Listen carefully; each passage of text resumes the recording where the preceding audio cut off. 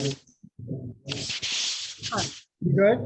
No echoes? No echo. All right, I'm going to get us started before the echoes start again. So I'm Jeff Skelding. I'm Executive Director of Friends of the Upper Delaware River. Tonight is a kind of a hybrid meeting of the Upper Delaware River Tailwaters Coalition for FUDR.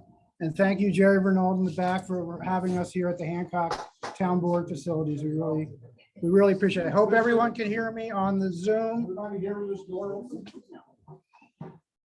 Okay, so tonight we are here in New York City. Has graciously come to talk to us about a huge project that's happening in the New York City water supply system that will have impacts below the reservoirs, which is where the Tailwaters Coalition has spent a lot of time over the last 5 years attempting to kind of meld the river protection interests with the economic interests of the community and the people here.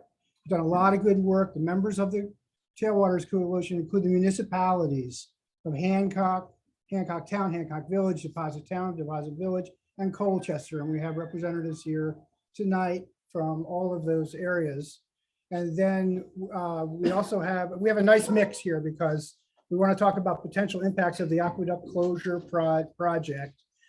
There's a lot of anglers in this room. They're thinking about what's going to go on with the angling over the spring and the summer and the fall as New York City gears up to take this thing on. But we also want to talk about municipalities and people who live below the dams and what it might mean for impacts like potential flooding and that sort of thing. So Jennifer, you have a nice mix here tonight. Thank you for coming. And I think with that, we're going to save all questions till the end being approximately 45 minutes of Jennifer. And we have Nick, how many people we got on Zoom? 70 people. 70 people, big meeting here, lots of interest. So the Zoom folks can use the chat box and ask questions. Molly and Nick over here are going to attempt to keep an eye on the questions and hopefully Jen around. I'm sure there'll be a few. So and thank you, Brett and John, for coming. Our three people are with that, Jennifer, two calls going on, right? coming and look forward to your presentation. Okay, thanks, Jeff. So I'm Jen Grigliano. I am the Chief of Staff for your water supply. With me tonight is John Milgram. John, Director of Watershed Outreach. And then Brent Goach, who is our technical advisor for reservoir releases. So the three of us you'll be hearing from, seeing of a lot, gearing up into the shutdown, during the shutdown, and then after the shutdown. So we do have an extensive presentation for you this evening. There's a lot of information. You got to go to your settings somehow and attach to it. This will Folks, not you need to mute the audience. that you see of us as we get closer to the shutdown. I'm thinking maybe A little August thing here timeframe. next to them. Back as we get closer to Yeah. the first date, and do this again based on what real hydrologic conditions are and what the actual conditions are as we're approaching that starting line. So this will not be the only time that we will be here. So just a quick overview of the New York City system. It is a very large, robust system because it needs to be. So it is primarily surface water supply, 19 reservoirs, 3 controlled lakes, about 570 billion gallons of storage in total throughout the whole system. It delivers about 1.1 billion gallons of water every day to half the population of New York State. So 9.8 million people. That's 8.8 million people in the city and about another million people north of the city line. In different counties that we have infrastructure, they tap into this system at a whole. But no. So the system is Mute everybody. That's what you do. Just mute everybody. miles, and it takes residents in 8 different upstate counties and a little sliver of the state of Connecticut as well. So the Delaware Aqueduct, which is what we're here to talk about tonight, it's 85 miles long. It goes from Rondout Reservoir all the way down to Hillview in Yonkers. It is the longest tunnel in the Mm. world, and it does convey No about idea. Well, you got to go to your settings on your computer. You gotta mute everybody. Everyone could just Mute please mute everybody. themselves. You're more than welcome to do something. Could The you please mute administrator yourselves? mutes everybody. You already looked there, Joe. Didn't do anything. You're not muted anymore, and they're complaining. Mute it. Thank you. Oh, sorry. Thanks. So the Delaware Aqueduct was put into service in 1944, and it was last inspected between 1957 and 1958. So a really long time since it has been taken out of service. It's obviously a critical system component, and it consists of 3 different segments. So Rondout to West Branch, which is the segment that we're going to talk about tonight, and then from West Branch to Kensico, and then Kensico to Hillview. So back in the early 1990s, Central Hudson discovered, this bubbling surface expression, near the site on the Hudson River. There was also another leak identified in the town of Wawarsing in Ulster County in 1992. So between the 2 leaks, it's estimated that about 30 million gallons of water is leaking out of the tunnel. And that number is dependent on what the flow is through the tunnel. The more water we're pushing through the tunnel, the higher leak it's going to be. The less water we're pushing through the tunnel, the lower the leak it's going to be. So about 95% of the leak is in this Roaston area near Newburgh.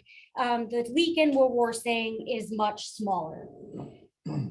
So it's taken a very long time for us to get to this point, and we'll go through in a little bit of detail as to why it's taken us this long to get to this point. But the reason for the leak itself is that we hit limestone. When we first put in the Delaware Aqueduct back in the 1940s, this limestone was known. And there was a steel inner liner that was put in part of the aqueduct, but we didn't go far enough. So where we didn't come out far enough and the limestone still exists, that limestone started to erode the concrete, which is what's causing the leaks to come out of the top of the aqueduct. So steel inner liner is going to play another critical component as we put in the new tunnel. So here is a map of the primary areas of concern. As you can see, the leak here in Wawarsing, and then this is the part underneath the Hudson River, the Roaston area here, where the leak was originally identified.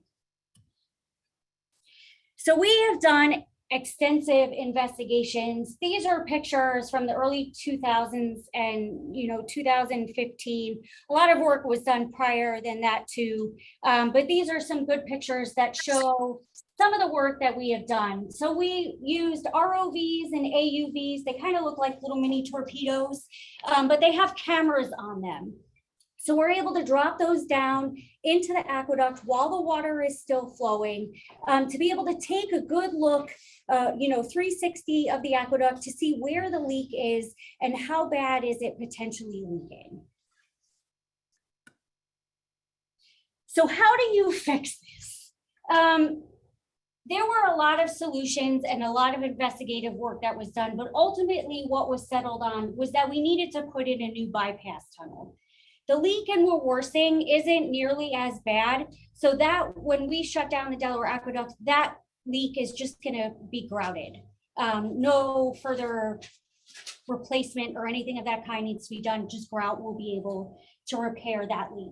However, the leak in this area, since it's so extensive, the old part of the tunnel where it's leaking, it's really not repairable. So what we've done is that we have bored a new tunnel, a new 2.5 mile tunnel that goes underneath the Hudson River here. So this is the new bypass tunnel. When this final connection is made, the old tunnel will be abandoned in place. So what's already done are these 2 shafts here, so on both sides of the Hudson River, and this new bypass tunnel that is done. The last of the work that needs to be done are these two small connections that actually connect the new aqueduct to the old aqueduct.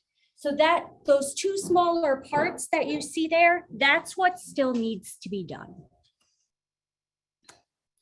So the Delaware Aqueduct Bypass Tunnel, this is the largest and most complex repair project in the history of the water supply. The total program costs about $1 billion. And the goal of the project is to either fix or eliminate the leaks, these big leaks that we have in the aqueduct, both in Wawarsing and in Roston.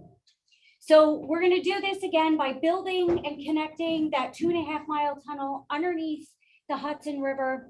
We're expecting it to be completed in 2024 with the shutdown starting October 1st of this year. So October 1st of 2023. So this just shows it a little bit more in detail. So again, this bypass tunnel is actually complete. So it's these shorter connections that need to be finished and what needs to be done. And the aqueduct needs to be taken out of service. It can't be running and the pressure needs to be taken off of the aqueduct. It is a pressure tunnel in order for us to be able to bore through it and make those final connections. So our contractors are estimating for them to do this work, it's going to take somewhere between 5 and 8 months to get that done. So again, it was mostly complete. We are ready to do this connection. Last year, we did have to delay by a year, but right now everything is looking that we are ready to go. We will make that final decision sometime in June. So once we shut down, we'll have to de-water and take the pressure off of the tunnel.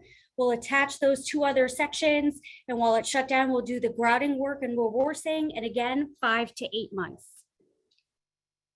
So how did we get this far? So like I said, the early 90s is when we first made the leak. It's now 2023. That's a very long time to be able to get to this point. So this has been, more than 20 years in the making at this point. There were a lot of conservation measures that have been done in the city to be able to promote lower demand and lower usage of water so that we can use the other two parts of the system, the Catskill system and the Croton system, to be able to meet demand during the shutdown. There were also a lot of precursor projects that had to be completed before this. We'll get into a few of those in the next couple of slides. Community customers. So again, there are a lot of people that tap into the system besides New York City. Anywhere that we have infrastructure in any of the counties, except for Dutchess County, by law, those communities are allowed to tap into the New York City system and buy water from us at a wholesale rate. So if we shut down the Delaware Aqueduct and that's a community's primary source of water, we need to make sure that those communities can still get water while we shut down for a 5 to 8 month period. So a lot of work has gone behind the scenes to get them ready for the shutdown as well.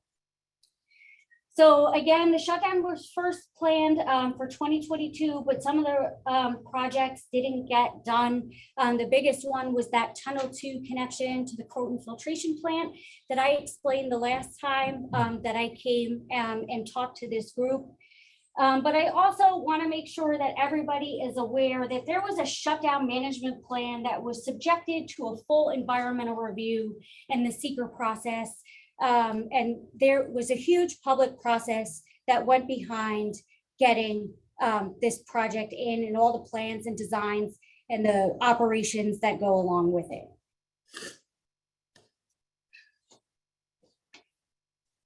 So again, the shutdown and bypass tunnel connection was originally planned for 2022. We had to delay it for a year. It is now scheduled for October 1st of this year. It's to ensure the redundancy of supplies for the communities north of the city and to finalize a new connection between the Croton system. This is that Tunnel 2 connection that I was talking about. And then we also had to do some upgrades of our pumping stations in the Hudson Valley at Croton Falls and Cross River. These are the names of all the precursor projects that had to get done before we could do the shutdown. And these are all capital construction, which means contracts and a very bureaucratic process to be able to get through them. I'm not going to go through all of these projects, but just know that there has been a lot of work that has been going on for the last 20 years. We haven't just been sitting idly waiting to get to this point. There's been a lot of work, and that $1 billion number does not include the amount of money that went into getting all of these projects done. So the shutdown management plan, again, it was a very extensive process. It took us a few years to complete. We had to do the investigations. We had to figure out where the leak was coming from. We had to come up with a solution on how to design a new tunnel. We had to do the designs for it. We had to go through the secret process. And then we had to figure out how we were going to operate the system while we were shut down. So this is all public information. It is out there. It is on the website.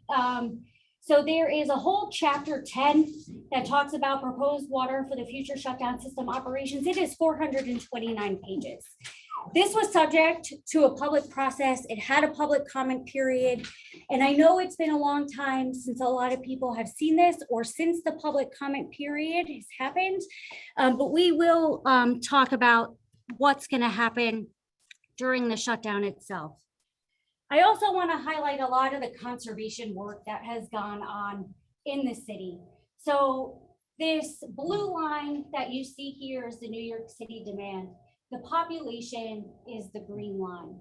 So as you can see, even with more than 1 million people on the system, our demand in the city has dropped greatly.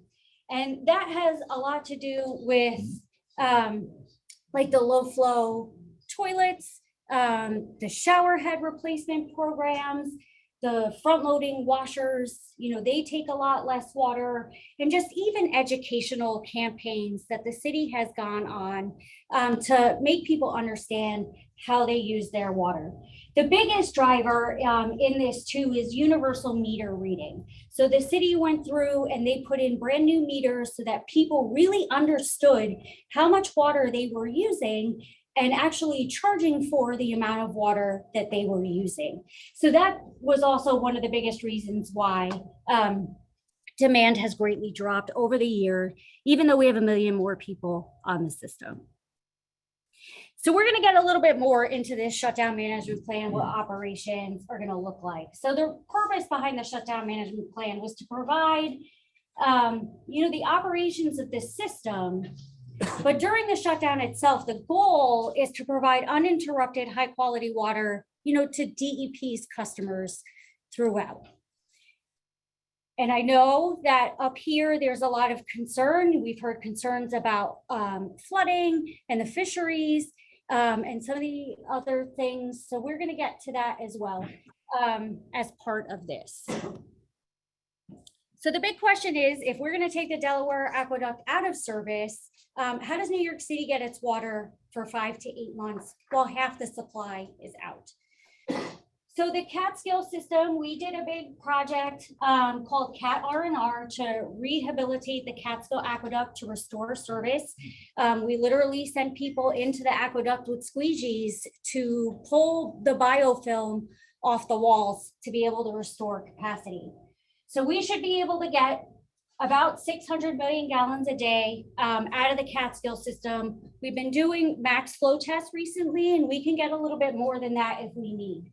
So the 2 pumping stations, Cross River and Croton Falls. So those 2 pumping stations are in the Croton system. Since the Delaware Aqueduct is going to be taken out of service between that Rondout West Branch section, there's still the section that goes from West Branch to Kensico. So what these 2 pumping stations can do is that they can take Croton water and put them into the Delaware Aqueduct below West Branch to send that water into Kensico. So that allows us to take more water out of the Croton system than we have. And these 2 pumping stations have always existed. They have been a part of our drought management plan for years, but they got a big upgrade before this shutdown. And that was one of the predecessor projects so that we can maximize the use of the Croton system during the shutdown. And then the Croton filtration plant, that is up and running. It can maximize at about 290 million gallons a day. And we are expected to be able to get that during the shutdown itself. So no-go decision. So we're getting to the point now where we're getting ready and we have to make this decision. Like, it's coming up. We need to be able to tell our contractors, yes, gear up, mobilize everybody, get them to the site. Let's get prepped and ready to go for October 1st. So what's going to lead us to making that decision? So water supply, hydrologic conditions is part of that. Infrastructure conditions, everything's got to be up, running, and working. And if for whatever reason that we're not seeing right now, the decision is a no-go for this year, it will once again be delayed to the same time frame next year. The reason for October to May is because that's the lowest demand period in the wintertime, whereas the summer, the demand is much higher.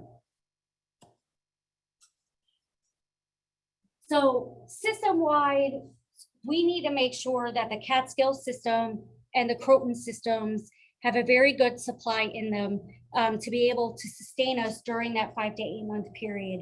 In a few more slides, I'm going to show you some graphs of what's going to happen to these systems and what they're potentially going to look like. But one of our triggers is that the inflow must be greater than 6.5 billion gallons to be able to go ahead and do the shutdown in the Croton system. And this is that number, and most of the years we exceed that. Right now, we're predicted to be able to reach that number based on the information that we have.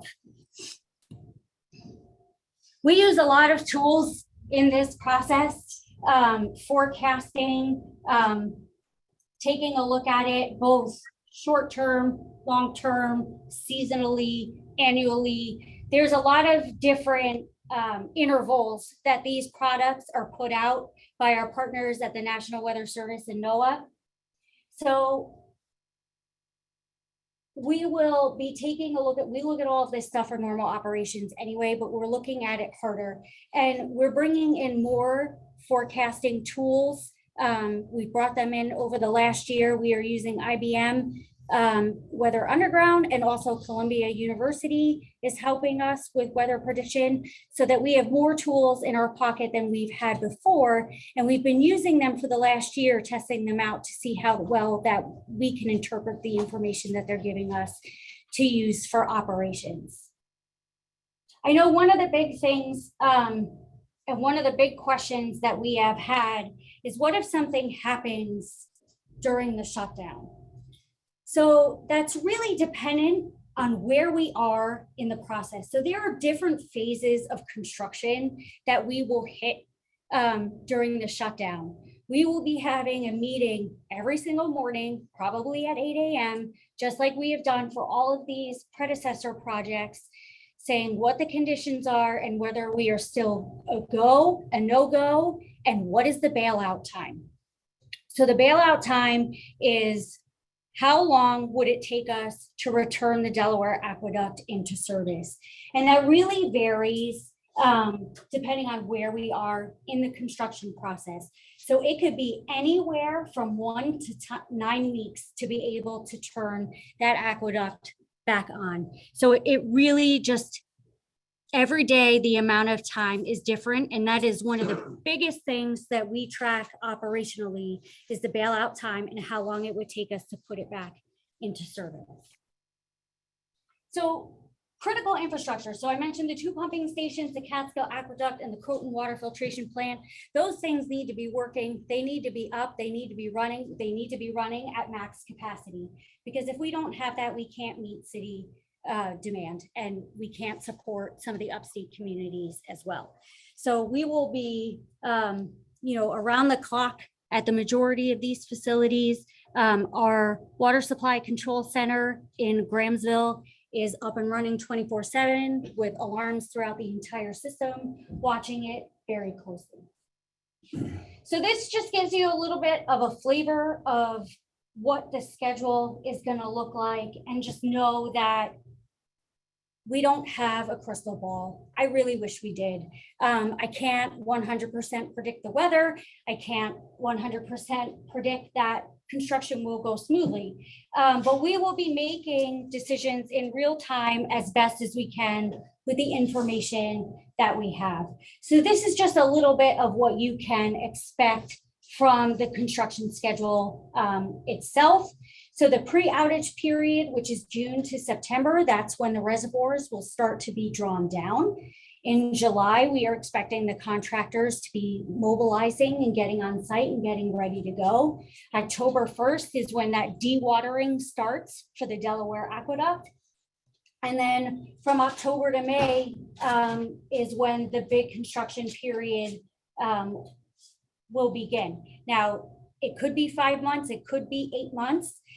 If we don't finish in that 8-month period, the Delaware Aqueduct is going to come back on. We do have provisions in our planning that if something goes wrong and we're unable to finish it, we will shut down again the following October to be able to go in and finish work. So we will not be shut down for more than that 8-month period. And again, depending on where we are in this process, between October and May, it could take anywhere from 1 to 9 weeks to come back online. And then after the construction is complete, we need to go ahead and rebalance the water supply system. So what do I mean by that? Normally, when we operate the system, we strive to draw the reservoirs down in a manner where they all have the same chances of refilling on June 1st.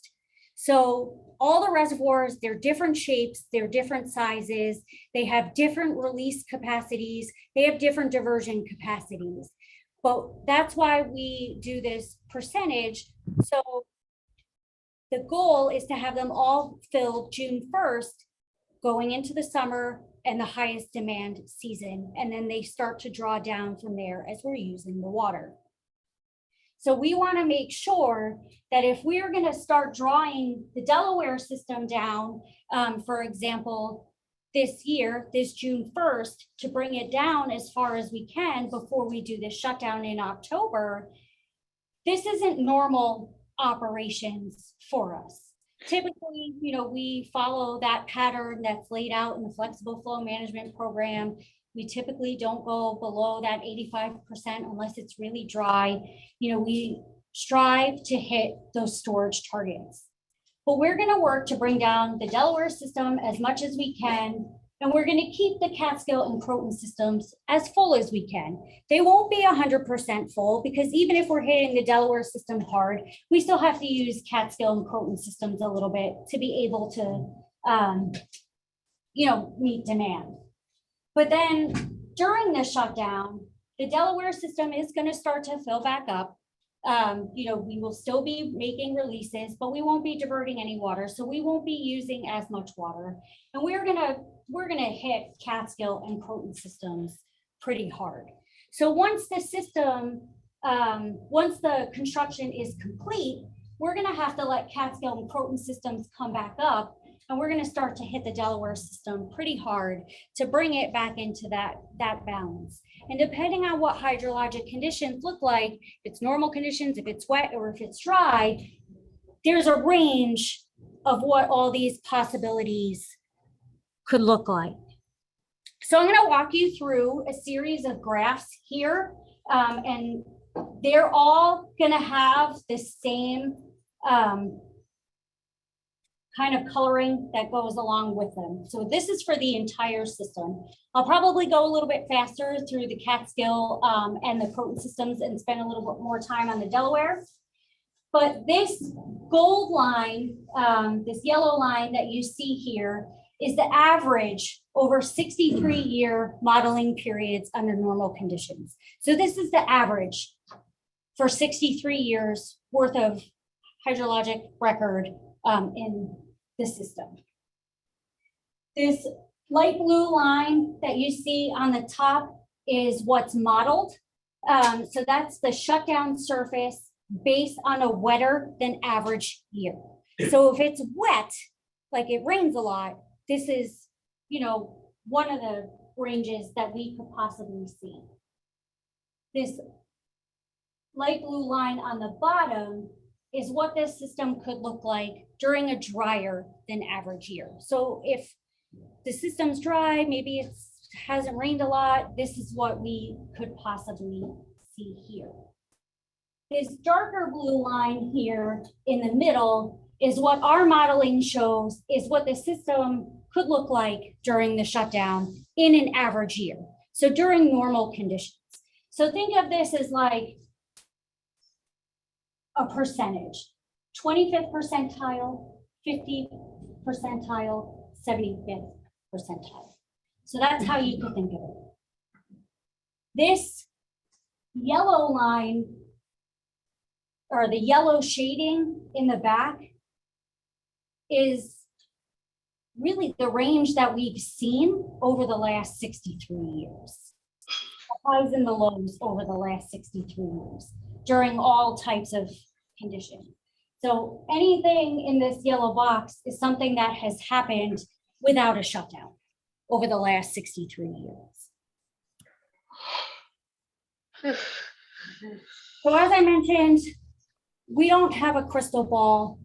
We do have probably the most advanced forecasting tools and modeling out there.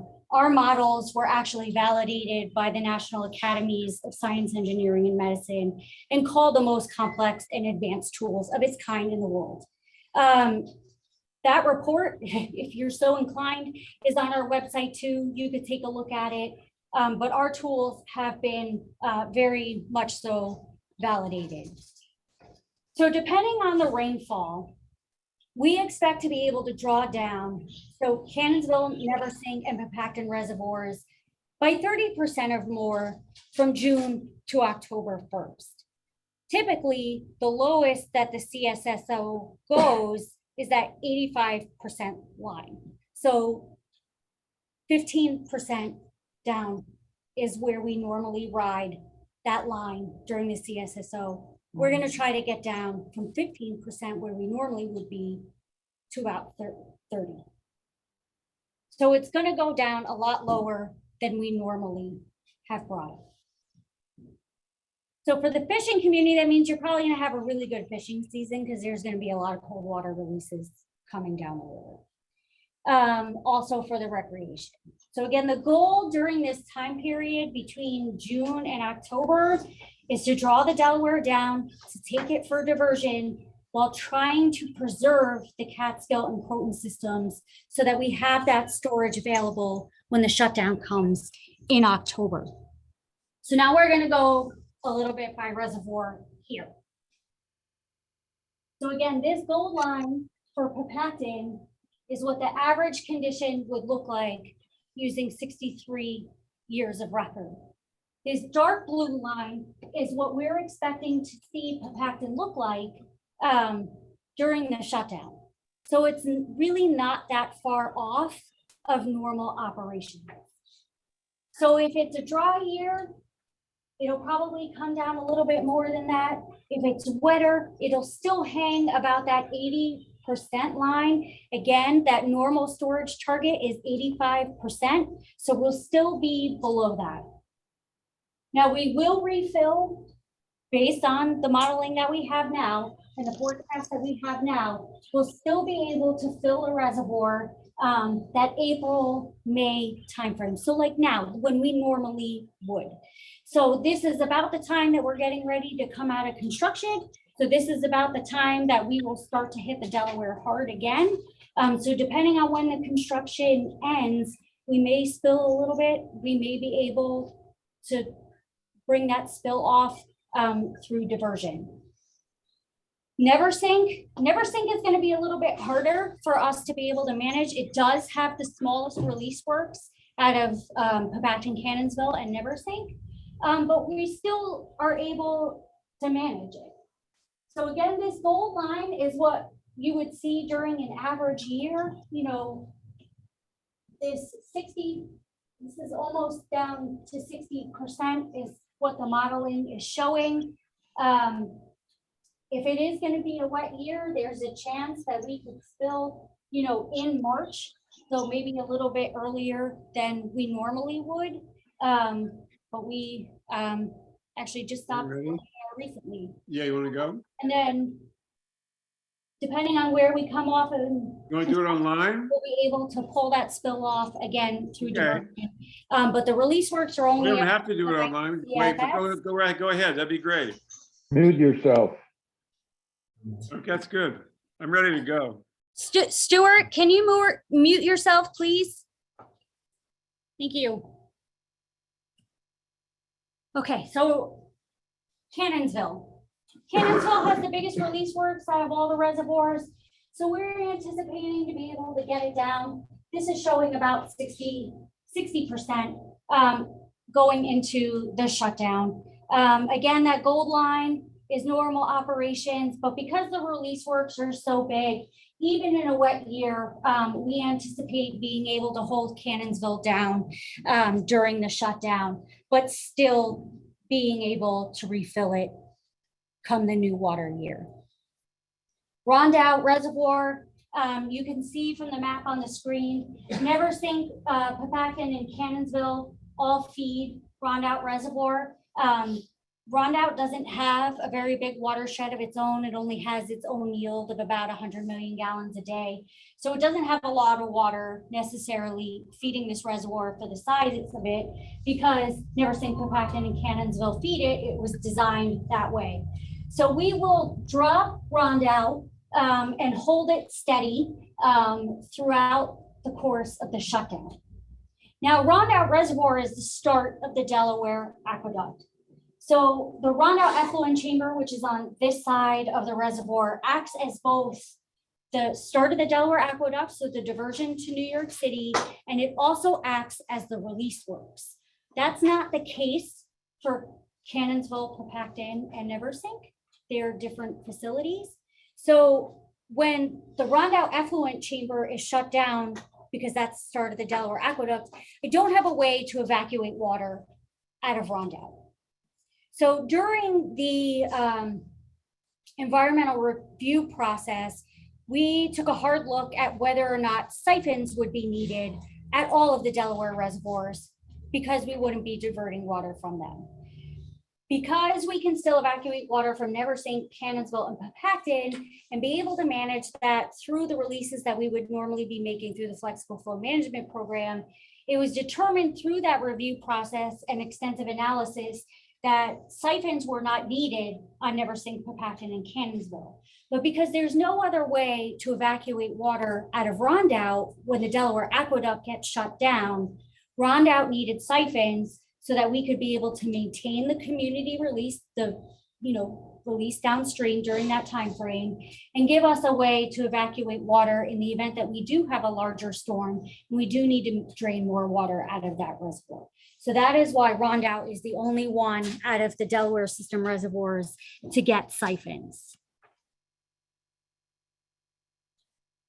So the waterfowl management program is going to be expanded during the shutdown.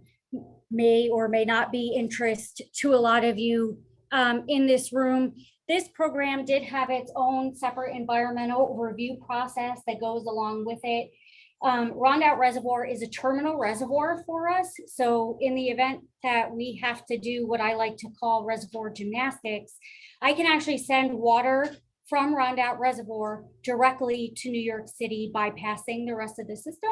So we will be making sure that our waterfowl management program is fully in place, and it'll be a little bit more intense down at Kensico Reservoir and some of the other places than it normally is. So we just want to make sure that people are warned that you're probably going to see the USDA out on the reservoirs harassing birds. Delaware system recreational use, interest to this room particularly. So all permitted boating and fishing activities from shore or boat will still be permitted during the shutdown on all the reservoirs. That's not going to change. Even with lower levels, you may have to drag your boat a little bit further to get it down, as we are draining the system, but we're not putting any restrictions on the Delaware reservoirs during this shutdown. And then, of course, no restrictions will be placed on any of the land-based activities during it. So getting to the Catskill system, I want to be able to show you just a little bit about what the rest of the system is going to look like. So a show can is a 2-basin reservoir, the West Basin and the East Basin.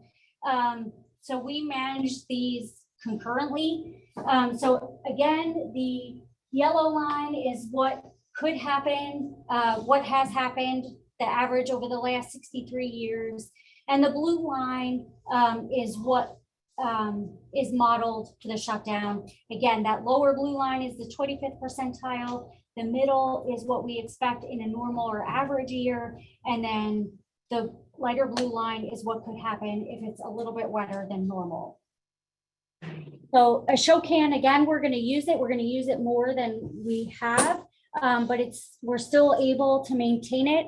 Schoharie Reservoir feeds into a show can. So Schoharie is going to get pretty low sometimes. So if it's really dry, I mean, we have the potential to knock Schoharie down to about 30%. Otherwise, we'll be riding just below 60%, coming into the shutdown and using it because we're going to be taking that water out of Schoharie to make sure that a show can is full. So again, it's the same waterfowl management program. Again, no restrictions on the Catskill system for recreation during the shutdown. So the Croton system, this is where some of the biggest changes system-wide are going to be seen.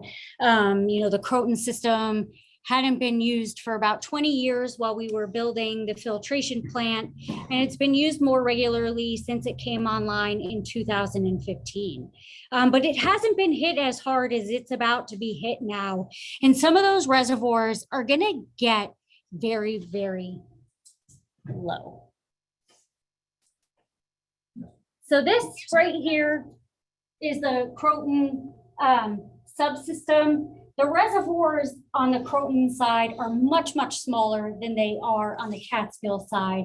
And a lot of them actually feed into each other. So just like Cannonsville, Papacton, and Neversink feed into Rondout, these all feed into each other, but not through tunnels. They're connected through streams. And in some cases, just completely connected all together. This system is confusing, even for me still. And I've been doing this for 10.5 years. Okay, so West Branch and Boyd's Corners. So the Rondout West Branch Tunnel is the section that is coming out of service for the Delaware Aqueduct that we talked about. So normally the West Branch Reservoir, can be used as part of the Delaware system. For the purposes of the shutdown, these are going to be our backup reserve. So we're going to hold the storage in both West Branch and Boyd's. So Boyd's feeds West Branch. This water goes nowhere other than into West Branch. So this is going to be our reserve during the shutdown. That's why you're not seeing a whole bunch of movement. This is our oh crap moment, like we're running out of storage, like we need to do something. This water is going to be left in reserve for us to use in the event that it's really dry. Okay. Now moving down to Croton Falls.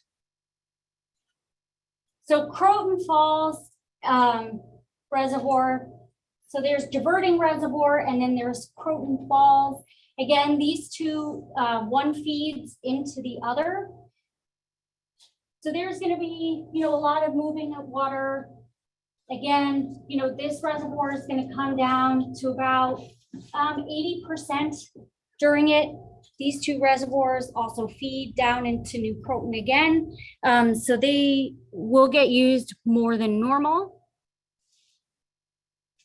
East Branch is going to be hit hard. Even during normal operations, this one's going to come down to probably about 25% storage. Middle Branch, hoping to be able to hold it about 80. Cross River. So Cross River, that's probably going to come down to about 60%. Titicus comes down to almost 0.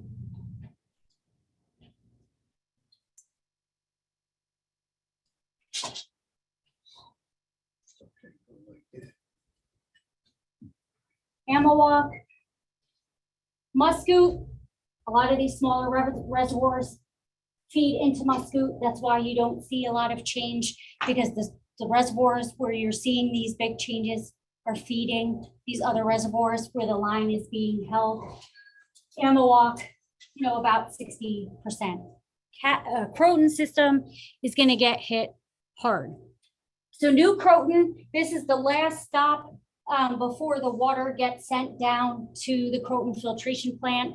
So all the smaller reservoirs that you saw before are feeding into New Croton. Again, that's why you're seeing the line held pretty steady. And then Kensico is also going to be held steady. So the Catskill Aqueduct will be feeding Kensico. So these are going to be our 2 last stops before the water is sent either to the Croton filtration plant or through the UV plant and then onto Hillview, which is the balancing reservoir in Yonkers, where it then enters the distribution system. Okay. One of the big challenges that we had is that in recent years, there have been episodic taste and odor issues in the Croton system. So I don't know if you have ever paid attention to sometimes when it rains, like you really get that earthy, musty smell from the water hitting the dirt. And well, that's what their water tastes like. There are 2 organisms in the water called MIB and geosmin that have created these taste and odor issues. So we realized we were not the only people in the country to have this problem. So we worked with partner water utilities to figure out what we were doing and what we needed to do to mitigate this taste and odor problem. So we had to change the media, the filtration media at the plant. So we changed out what was there and we installed granulated activated carbon, which we call GAC. And this type of carbon filters out these 2 organisms from the water so that we don't have the taste and odor issues. We've tested it this fall, it works. We had a lot less complaints than we have in the past. So we were able to put this in place so that we don't have these taste and odor issues as we go through the shutdown. So again, this waterfowl management program is going to be more important at Kensico and Hillview. It's going to be beefed up. So we just want to make sure that people are aware. Croton system recreation, it is going to be impacted a little bit. So we will still permit fishing activities from shore or boat until the reservoirs start to really drop. When there's about 25% of storage in the reservoir, it's really not safe to drag a boat down there at that point. So there will be at times when boat fishing will be restricted. There will be no restrictions on land-based activities.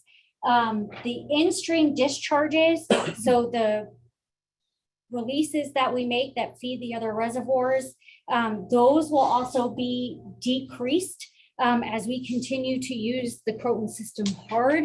And then we do allow ice fishing on the east of Hudson reservoirs. That, however, is going to be fully restricted this coming winter because when you're draining that much water there and draining it maybe fast in some cases, you could get some ice buildup, but then there might be like an air gap underneath it. It's really not safe to do. So we will be restricting ice fishing for the 2023-2024 season. Quickly on recreation then. We will be updating the recreation page on the website. So any recreational users can continually check that and look for updates. Okay. Last slide. Okay, so I know this was a lot of information. This project has been more than 20 years in the making. There have been a lot of predecessor projects, a lot of environmental reviews, a lot of planning, a lot of people, a lot of oversight and regulation for us as well from the state and others to get to the point here. The water supply management plan is based on, again, really extensive computer modeling. We did the EIS back in 2015. We have updated the modeling. We continue to look at it. We do this daily.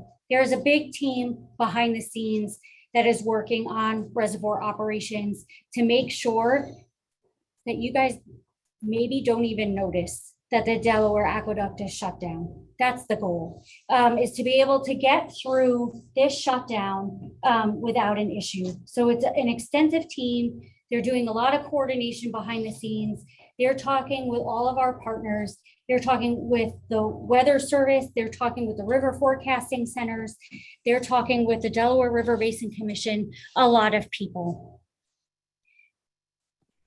We are reviewing this every day. There's hundreds of data points and projections, and it's continuously monitored. And we do that every day. It's going to be amped up during the shutdown. We understand everybody's concerns. We are doing our best to be able to address them. Again, this is not the last that you will see of me. I will be back again before October, before we go ahead and shut down. And with that said, I'm going to leave the screen up in case I need to go back to any of the graphs or slides. But we will go ahead at this point. We have a few minutes to take questions, and then I can maybe stay a few minutes longer too. Thank you, Jennifer. Very, very good. Questions in the room, and then Nick, you guys. Yeah, we'll talk looking at about the what's in the chat. Chat room from the people on Zoom. Let's start here in the front row. She had her hand up first. Oh, ahead. Joan, go. I live below Joan, Yes. that I've monitored Packen and its tremendous flow since 2004 with the first massive flood that occurred. There have been many, many Christmas floods since then. There are many March floods, and April was the highest flood. Under this plan, from what you presented, I gathered that there will be no changes in the FFMP, that in October of 22, the reservoir was at 70%. It is now spilling and has been spilling, just quit today, because you've been diverting. Without the diversions, in other words, you started after it started, you diverted the 700 the max, it would still be spilling, and you wouldn't be completed if this were 2024. And we would be facing, it's gone 61 days sometimes with spilling at a foot or more above. I'm very frightened that you make no exceptions, that you will not modify the FFMP if in October it's 70%, December it's at 90. And you've got all those months to go with the snow melt. This was a strange year that the snow melted every time it snowed. I'm just scared, and I see nothing presented today except that I understand the workings. I understand that you're a water supply, but way back when all of the input from people, it was because of the floods of 2004, 2005, 2006, 2007, that the FFMP and flood mitigation was supposed to be a major part. I think that flood mitigation should be a priority when you're shutting it down and there's no diversion, because the Packen is always the last to get diversions after a major flood. And the way that FFMP operates, because we won't be diverting water, it's going to keep the releases higher than normal. So those wintertime releases, they're pretty low. They're going to be much higher this year than they have been in the past because we're not diverting water. So there's going to be higher flows in the river. You don't get the higher flow till you reach a higher percentage. But we're watching it and forecasting and projecting out. So we'll be making the higher releases to keep it down below the Prior to CSSO. 95 and 100%. I don't have a crystal ball. That's what we're looking for. People who live But you in- do, you have models. And But models, they give forecasts, which we know most of the time could be hit or miss. It's the best information that we have at the time to be able to make decisions. so if I don't want to interrupt this. I'm done. In other words, that she can't answer the question. And she's not saying that when it reaches 80%, we'll jump the we'll ignore the FFMP and we'll start releasing more because this is October 30th and we've already filled it 10%. You know, I can see what happens that when you get 5 inches of snow. I'm finished. My question really dovetails with what this lady said a moment ago. And because I have a home a mile and a half upriver from the confluence with the Beaver Kill. Okay. And when I built my home, you pay your money, you take your chance. I understand that. And so I bought the land and built the home knowing all of that. This particular program that you're undertaking, it seems to me that in those models, what I was waiting to see, what I was expecting to see is that if it's a wetter year, then the release is going to be 1,000 CFS, or it's going to be 500 CFS, and I don't know why that can't be modeled. It seems to me because you're not using any water from the compacting for 5 to 8 months, and if we have a wetter fall or winter or spring, and there's a genuine risk of flooding because the ground is saturated or the ground is frozen, and any precipitation, if you get a rain event, it's going to run off. If that happens, it seems to me that you should be able to model that kind of a situation, so we would know in advance. And we do. And the releases that you see in the tables in the FFMP during this winter period are very low. They're going to be much higher this year. What does that mean, though, much higher? I don't have the FFMP in front of me to be able to tell you exact numbers, but when we come, The packet is 300 almost all winter long. It's up to 700 since it reached the 100%. And that was reached the end of February. so if we see that the reservoir is getting higher, maybe it will be at that 700 number instead of the 300 number. With all due respect, because your answer is maybe, it's your waffling on the answer that gives me pause. And I don't mean any disrespect to you, but it seems to me that this is an important question that. But I'm waffling at the answer because these are decisions that have to be made in real time. They're very hard to predict, and I can't tell you on December 2nd of 2023, the release is going to be X out of compacting. I recognize that, but with modeling, if this, then that, you change a variable and you get a different output, and that should be able to tell you. And again, I wouldn't expect you to know this off the top of your head, but if there's a certain flow condition, if there's a certain level in the reservoir, then the release will be, that should be predictable. That should be empirical. So it's not shown in these graphs here because that's very difficult. I'd have to the amount of data course. to show on here to do that, but the models do that. Okay. Yes. What are the projected releases from the 3 reservoirs starting June 1st? The maximum sustainable releases, which is that Is that table what you're gonna 4G. run? That's what we're gonna run. And at what point do you cut those back? So again, that depends on what the hydrologic conditions are at the time. These decisions have to be made in real time. I can't tell you on September 2nd, the release is going to be X, Y, and Z.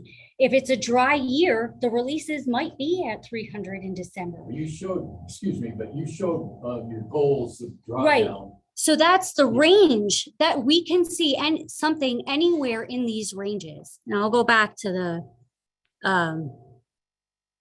never sink, Pepactin and Cannabisville slides. Right. So we're not just looking at one line. We're looking at a whole series of possibilities. The graphs that I look at when I'm making decisions are much more complicated than this. There are 63 different choices, 63 different scenarios of what could happen. So we're watching it and we're seeing, you know, what's the trend in the forecast? Is the forecast hitting? Is it hitting this dry line? Is it hitting this middle line? Is it hitting this wet line? Where is it falling? So the modeling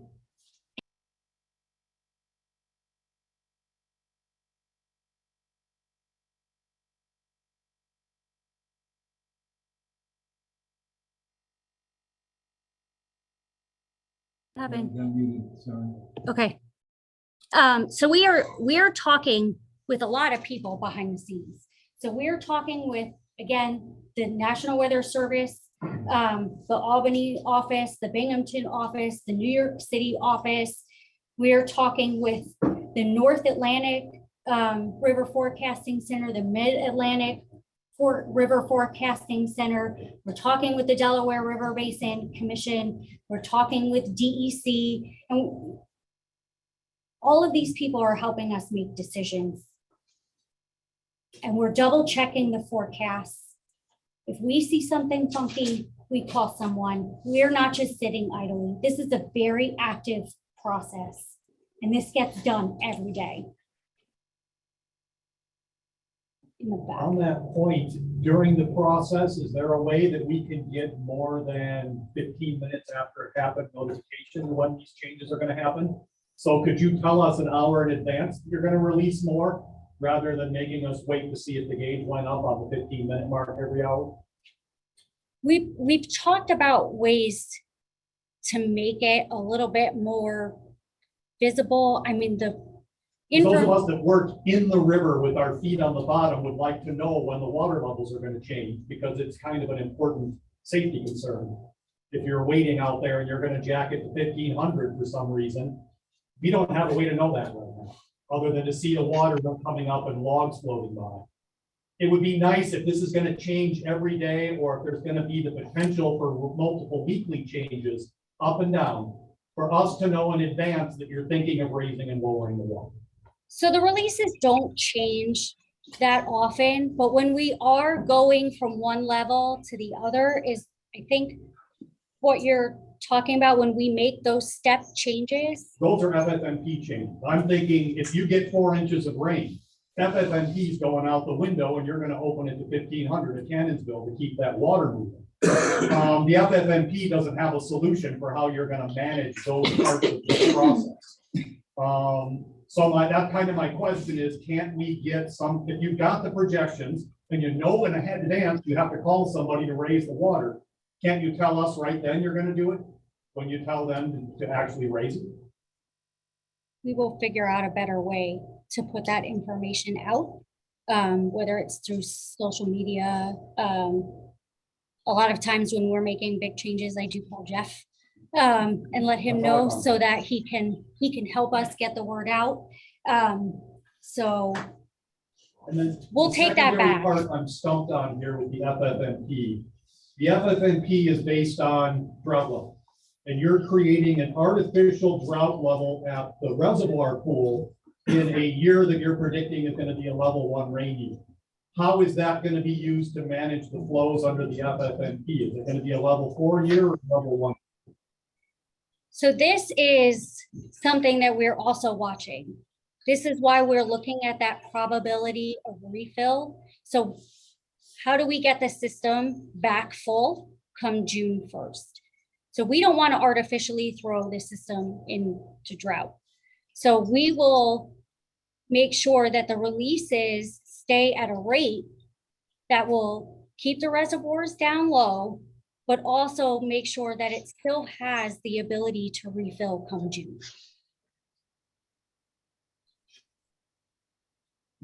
I'm still a little bit stumped as to how that's gonna unfold, but I'm guessing we're gonna hear more about that this summer. When I come back in August and we'll be closer to it, the forecast will update. We'll have a better sense of what the hydrologic conditions are. This is why we plan on coming back multiple times. So we'll come back in August. We'll probably come back again, maybe December timeframe, maybe a little bit earlier, so that you can see what we're looking at and that you can get a sense of how we're doing and where we are in the And there's process. no chance whatsoever you can go below the FFMP minimums at any point in this process. So there's going to be a minimum flow coming out of Pacton, even if the Pacton gets down to 40% in the middle of your Yes, work. You're gonna keep that flow going. yes. Yes, My understanding that come June 1st, that the maximum release is going to be from both of the reservoirs. Cannonsville, Quebec, and Anderson. Right. Okay. Unless there isn't hydrological. I mean, based on current conditions, that's where it's gonna be. It's not gonna be maximum, it's gonna be maximum from the FFP. Which is the maximum release at that time of the year. That's the same number. So 1,500 added and 700 added. Yeah. And that starts on June 1st. Right, which is the start of the new water year. So the water year runs from June 1st to May 31st. Do you have any anticipation as to how long? Obviously, we can look through the crystal ball and know how much rain there is and all that other stuff, but do you have any forecast that says you're gonna get 700 released for XYZ to get it down to 85%, given normal conditions? If I had all the information that went along with these graphs, it shows a projection of what the release would be as part of this. But that's a lot of data and a lot of information to try to present in one meeting and to get people to understand and be comfortable with. So this is why we chose to present the information the way that we did, to show the range of potential possibilities, but not the actual release numbers. If I understand, Ben, what you said, so on June 1st, on the East Branch, you'll be releasing 700 CFS? Based on what we see right now, that's what it's looking like. Okay. That's to get to the 30% drawdown, roughly 30% drawdown target. Yes. A lot of it depends on where's the reservoir at on June 1st. Shooting for roughly 30%. Those big releases, looking forward a few months to get to that target. Correct. Yep. I'm the town supervisor. I have no idea about fly fishing. But none of you can tell me how sharp the bands are either. Anyway, my question is, I understand the water's got to be a certain temperature, cold water, for the fish to forage, right? Yes. What? I'm going to the opposite way. What if the Cannonsville dries up? I mean, is there enough water coming in, existing water coming into that would maintain the cold water downstream?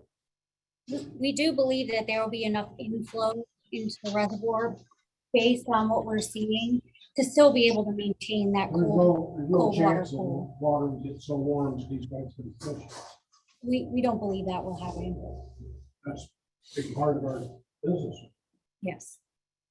Jerry, it's a good question. There's only a certain amount of cold water in the reservoir. If you start accelerating or raising the releases higher than normal, earlier than, let's say, at what point does the cold water inventory get depleted? So I don't know if anybody recalls the boring incident that we had in 2015. Sure. Yes. Sure. So when Never we crossed my mind. when we started to lower Cannonsville got down pretty low. We were watching that cold water pool very closely. Actually, we went out and we actually presented what the status of that cold water pool was during that time. And even as we were draining the reservoirs, during that time. We learned a great deal as we were doing that, and we did not deplete the cold water pool during that drawdown. We don't anticipate that the cold water pool will get drawn down enough during this event as well. Do you recollect to what level the drawdown was during that 2015 incident? Not off the top of my head, but we can go back and take a look. I don't want to tell you the wrong number. It'd be good to know that answer. Okay. Thank you. How we doing on Zoom over there? People hanging in? It's about 70 people. And when the questions are done in the gallery here, we'll get them some comments. Okay, we're going a little bit over time. Thanks for hanging in, everybody. Can you stick around? I can stick around for a few more minutes. Are there any questions in the room? He gets 30 million gallons a day. That's the river's gonna miss that. Yeah, that's the other question. The elephant in the room is, now that you've fixed the leak, is that gonna affect the FFMP going forward? That we could get possibly some of that 30 million gallons a day to come down either one of these rooms? So with the 30 million gallons a day that isn't leaking, what it does is it keeps the storage higher in the reservoir. So it keeps the release higher. Anything that's released above that FFMP limit is negotiated by the Delaware decree parties. That is not just me. That is a whole series of people. That is not something that I have. There's a whole carnival that goes with it. Not something, yes, not something that I have the ability to make any sort of decision about on my own. Good question. Well, I'll hit some of the chat questions. Most of the, in the beginning, there were comments and people appreciated your presentation. You thought you did a great job. And then, some people asked if they could get a copy of the presentation. Yes, we're going to get a copy of the presentation to Jeff. I know there is a lot of information in here and it's hard to digest in one sitting, which is why we will come back again with these graphs and keep doing this before, during, and after the shutdown, even so that you can see how the system is settling back out and rebalancing. I'll hit a couple of the questions here. Okay. Will part of the drawdown back in Canterville be via the Aqueduct? What are the expected releases in CFS on both Delaware bridges during the drawdown period? Right, so the diversions are going to be maximized. So we're going to take that 800 MGD. We don't normally do that. We typically only take what we need, but we have the right to take up to that 800 by the decree. So we're going to assist the drawdown by making those larger diversions than we normally do.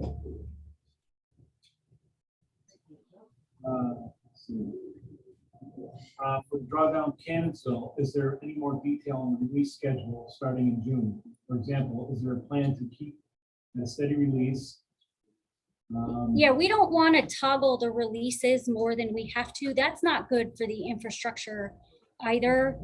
So, I mean, we will continue to post those FFMP summary pages. Anytime something that we started new, when we do make those table changes, I have been calling Jeff to let him know that those changes are coming, so that he can help me reach you all. And we will continue to do that as well. But the goal is to not, we're not going to be making changes every single day. Like, that's just not good for anything.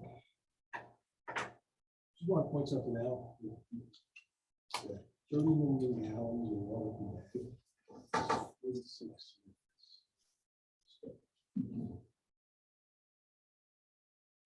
Bringing in the visuality.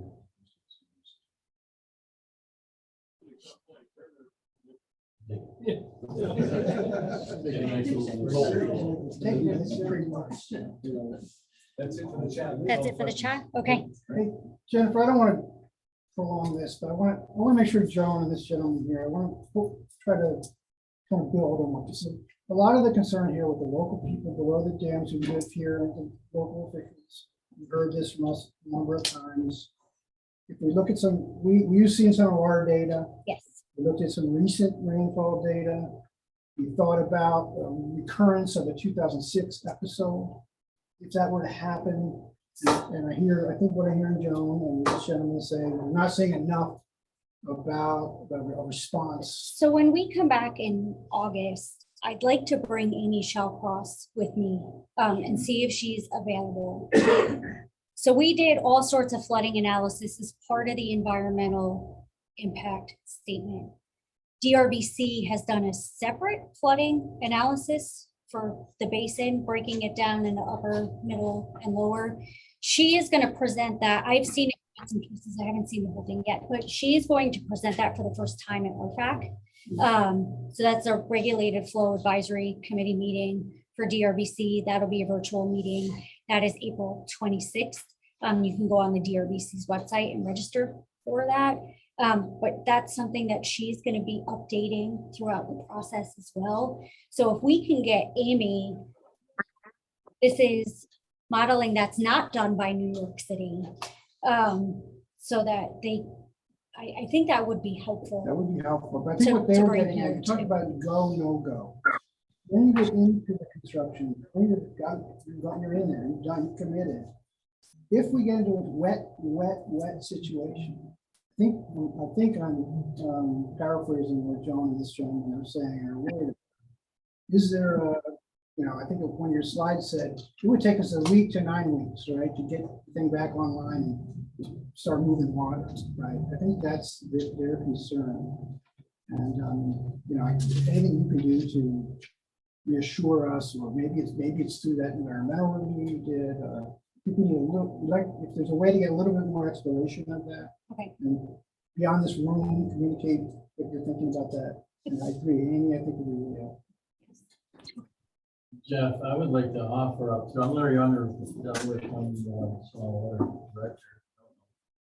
I know, Jennifer, you've had conversations with Greg Dutcher, one of our top guns. Yep.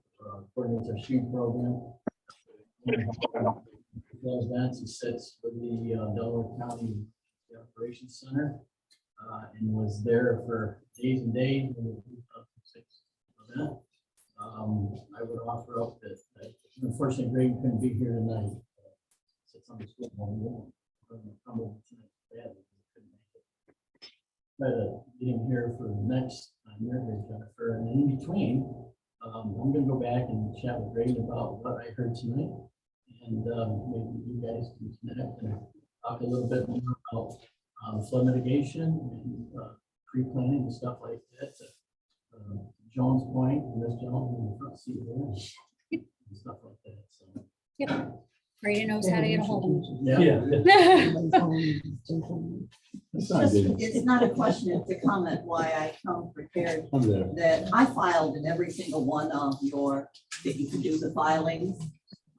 And on out of section 10.3.42, whatever, it says during this period that a 2% or 0.5 for the minor flooding is 2% more and 0.5% of major flooding at the downflow gauge.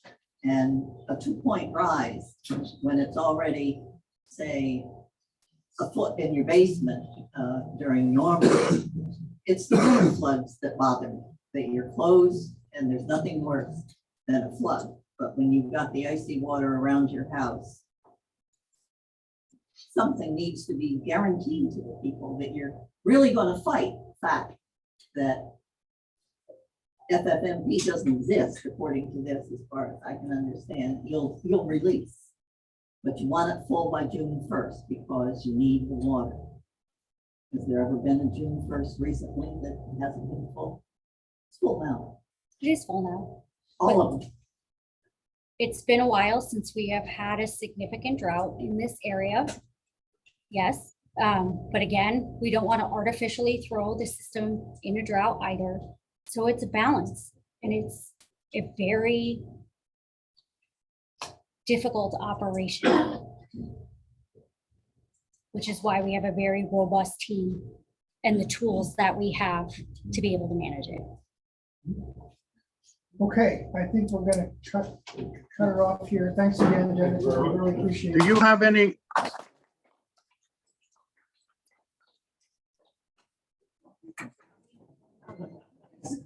Do you happen to have a business card? I do. Let's see.